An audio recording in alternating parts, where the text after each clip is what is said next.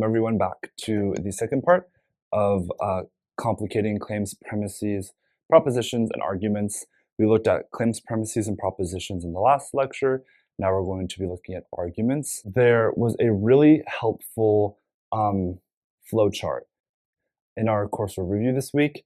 I'm going to recommend to you that you look at that flowchart. I'm going to recreate it here for your purposes, but if you can read that flowchart and you can sort of understand how you would do the test to get from one point to another point, that is going to be super helpful for you, okay? Let's go ahead and get started though, because I know the last one was long and I want to make sure I don't eat up all your time. So here's two arguments. Argument A. The sign says we're 3 miles from the coast. We're getting close. Close meaning to the coast. Argument B.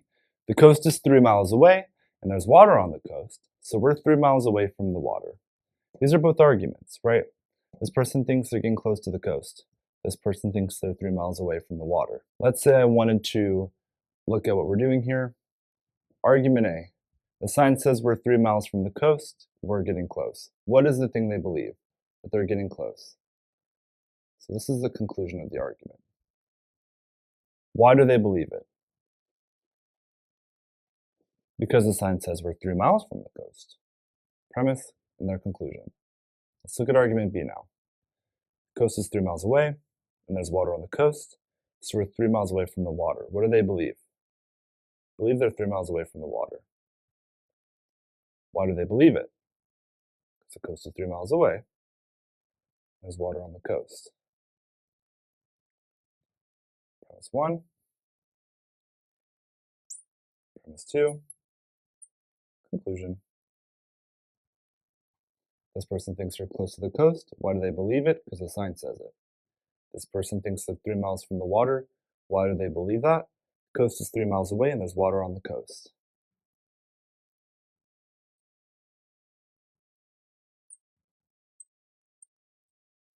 Here they both are written out.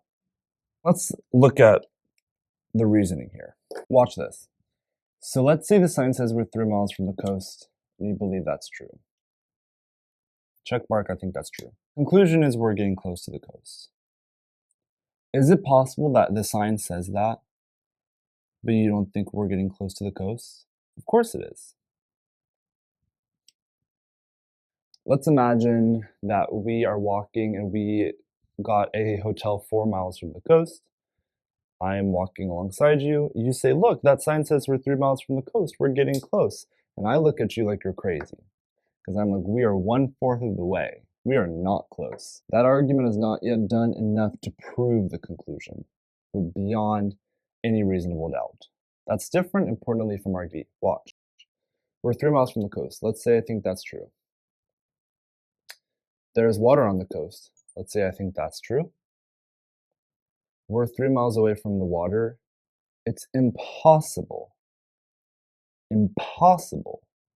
If I already think it's true that we're 3 miles from the coast, if I already think it's true there's water on that coast, it is not possible that we are anything but 3 miles away from the water. If you say, well, we're 3.1 miles, then suddenly that's not true anymore. And then my conclusion can be wrong.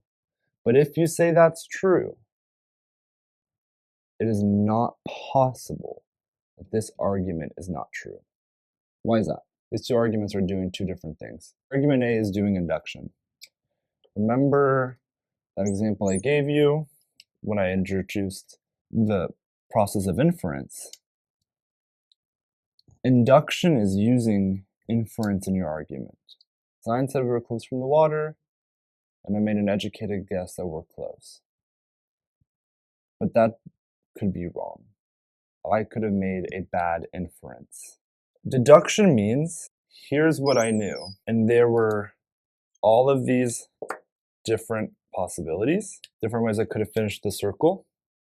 So we might have been 3 miles away from the coast and there was water on the coast, or we might have been 5 miles away from the coast and there's no water, or we might have been 2 miles away from the coast and there's water, or we might have been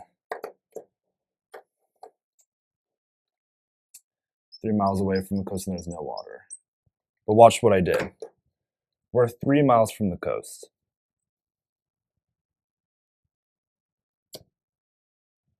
There's water on the coast.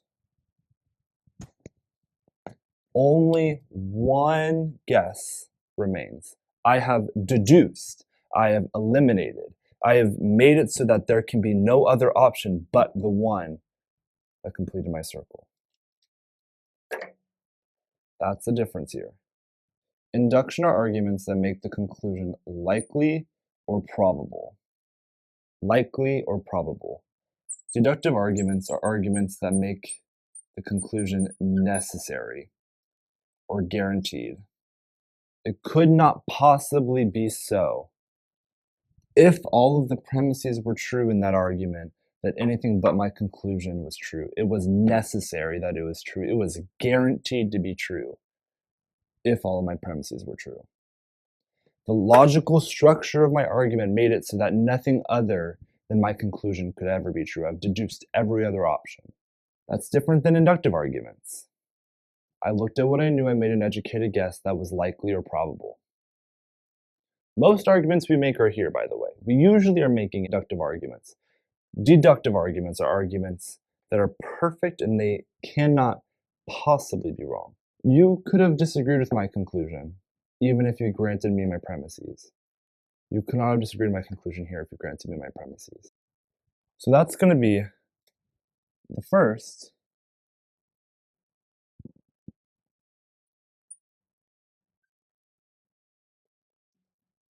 way we're looking at these. Induction and deduction. Arguments are inductive or deductive. They make the argument likely or they make the argument necessary. Now, deductive arguments are based on a concept called validity. If the premises are true, the conclusion cannot be false. As an example, premise 1. Cats are animals. Garfield is a cat. Conclusion, Garfield is an animal. Let's do our test. If all cats were animals, and if Garfield was a cat, Garfield cannot be anything other than an animal. It's impossible. If these premises are true, the conclusion cannot be false. It is guaranteed. It is necessary. It is a valid argument. It is correctly identified as a deductive argument because it is a valid argument. If it was not, it would be invalid. Whether or not these are true does not matter for if it is a valid argument or not a valid argument. I could say dogs are animals and Garfield is a dog. I'm of course referring to here by Garfield the cartoon cat or comic. Garfield the cat is not a dog. That cartoon character, that comic book character is not a dog. But that doesn't matter. This argument is still valid because if it were true, let's say for the sake of argument, dogs are animals, that Garfield is a dog, Garfield is still an animal. This is a structure question. It has nothing to do with whether or not the premises are true. If the premises are true. If the premises are true. If you tell me an argument is invalid because the premise is not true. Remember, Garfield isn't actually a dog in real life. If you tell me an argument is invalid because the premises are not true, I'm going to say you are wrong. Because a valid argument and the validity of an argument is not dependent on whether or not it is true. We will get to that. But if the question isn't valid, what do you ask yourself? If the premises are true, the conclusion could not be false. Okay? Then we ask, is an argument sound? What does it mean for an argument to be sound? A sound argument is an argument that is valid and it is actually true. Here, I cared about the structure. Here, I care about the truth. Why would you do it that way? If an argument structurally does not make its conclusion guaranteed, necessary, or in the case of inductive arguments, likely or probable, it doesn't even actually matter whether or not it's true. It didn't get off the ground. It's not proving its point. It's not making the conclusion, the thing believed. It doesn't make it a rational or reasonable thing to believe whatsoever. It never escalated. It literally is just not doing the thing arguments do. So if it is not even valid, who cares if it's true? I'm not going to address your point because it doesn't even make sense. But if it is valid, after I've asked myself, well, if this was true, would it guarantee my conclusion? Then I ask, was it even true? This argument, dogs are animals, Garfield is a dog, that's not true. This argument is now unsound.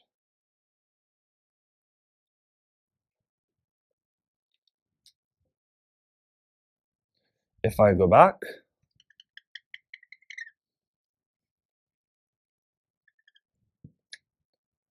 cats are animals, Garfield is a cat, and that became true again, my argument would be sound.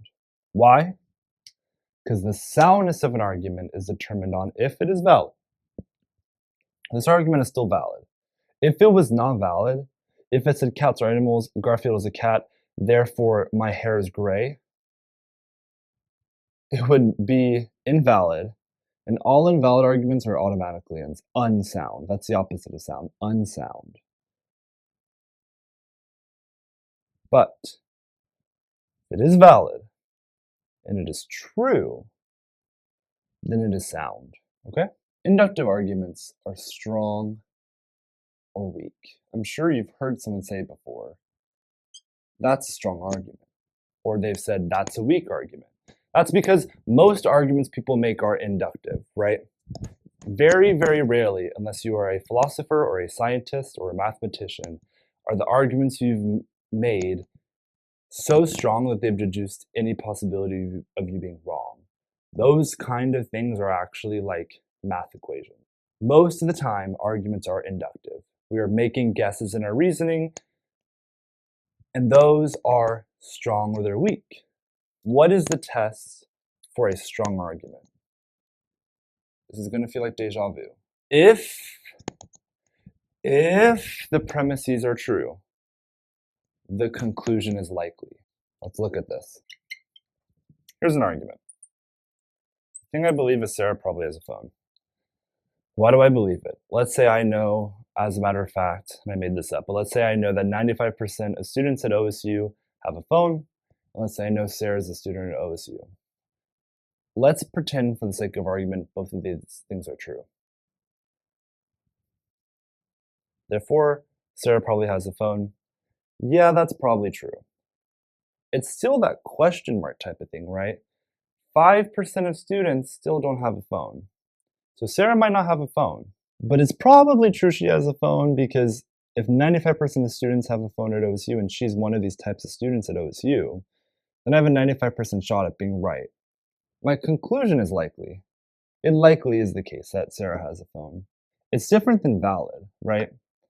The fact that this could possibly be wrong means it's not a valid argument, and it's not a deductive argument. The test of whether or not my argument is strong or weak is whether or not my argument makes my conclusion likely. If I said Sarah probably has 5% of students at OSU have a plane, Sarah's an OSU student, so Sarah probably has a plane, that doesn't seem to be likely. Probable is the other word. Probability, like think 5% is improbable. A 1 in 20th shot of being right about that. That's a weak argument. Let's go back to our first argument. 95% of students have a phone.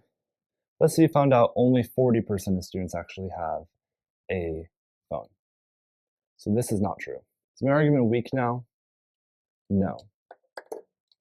Because if it were the case that 95% of students at OSU had a phone, and if it was the case Sarah was an OSU student, Sarah would probably have a phone. My conclusion is likely.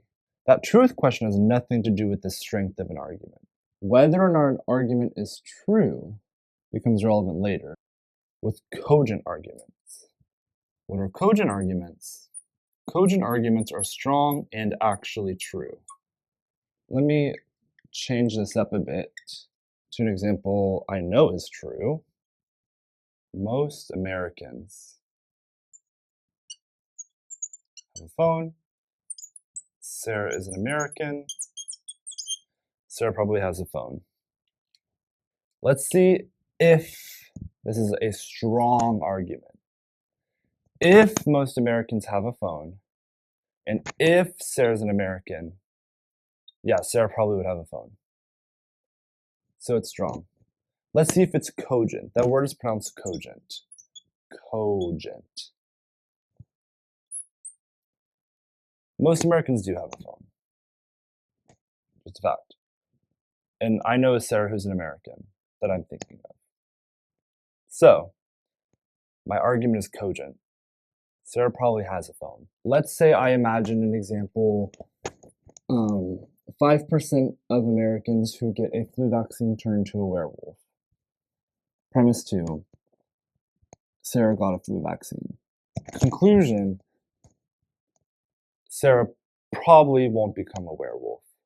If it were true that 5% of Americans who got a flu vaccine became a werewolf, and if it were true that Sarah got a flu vaccine, it would still be likely that Sarah would not become a werewolf. That argument is still strong. However, you and I both know, I think, that 5% of people who get the flu vaccine do not become werewolves. So that argument is uncogent. The argument was weak, it's automatically uncogent because it has to be strong before it can be cogent. Okay? Let's say I have an argument. I met 2 philosophy majors. Premise 2, both of those people had cats. Conclusion, all philosophy majors have cats. That would be a weak argument. Why? Just because you knew 2 philosophy majors is not a good reason to believe every philosophy major has a cat. That's not likely. That's not probable. If you think this question here of likely or probable is subjective, that's because this is subjective. Whether or not you think some sort of evidence makes an argument likely is in many ways part of what you articulate when you disagree with someone. Notice also though, like, if you think someone's argument has one of its reasons wrong, but if those reasons were right, it would be a strong argument, it's helpful to acknowledge that's a strong argument. That's what I would do. Oftentimes I say, I think that's a really strong argument. Your argument works just fine. It makes sense to me. I just think that this reason you believe your argument is not true.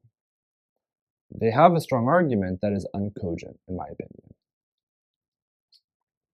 Let me put it another way. Let's start with inductive arguments. So what are inductive arguments? So remember, inductive arguments are arguments that make conclusions likely or probable. You have an inductive argument, and you have to analyze it. First, ask yourself, did it make the conclusion likely? If it did, you have another question to ask. If not, the argument fails. It's a weak argument. The argument fails. If yes, the argument was strong. Now you have another question. Is it true?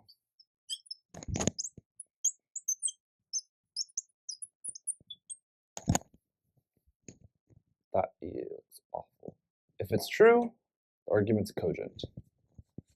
That is a strong argument, and all the reasons you believe it are true. If not, it is uncogent. The argument still fails. Notice structurally this is actually really similar for our other test.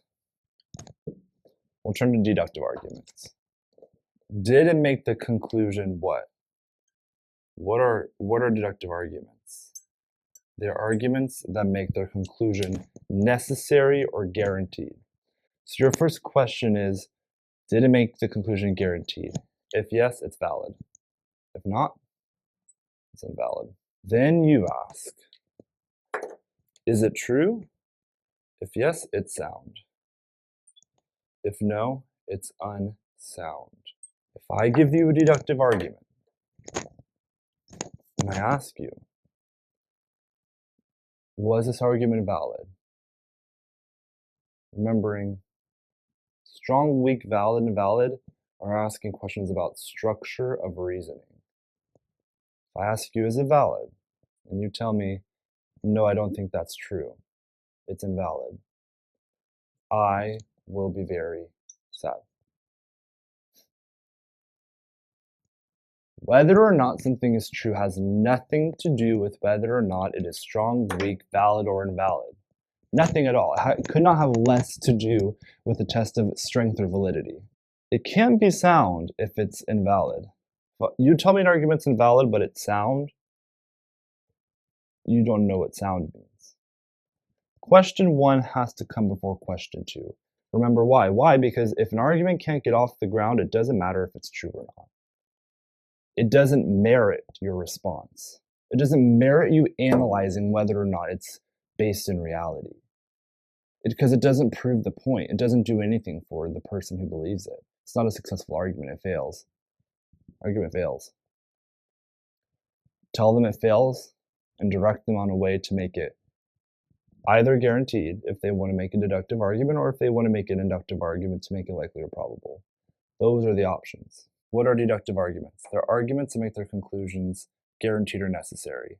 If they successfully make them guaranteed or necessary, they're valid. If they successfully make their conclusions guaranteed or necessary and are true, they are sound. What are inductive arguments? They're arguments that make conclusions likely or probable. If they successfully make their conclusions likely or probable, they are strong. If they successfully make their conclusions likely or probable and are also true, they are cogent. Valid and validity is about structure. Soundness is about structure and truth. Remember, all sound arguments are first valid. Strong arguments are about structure. Cogent arguments are also about structure because they're first strong. Ignore that. But they're also about truth.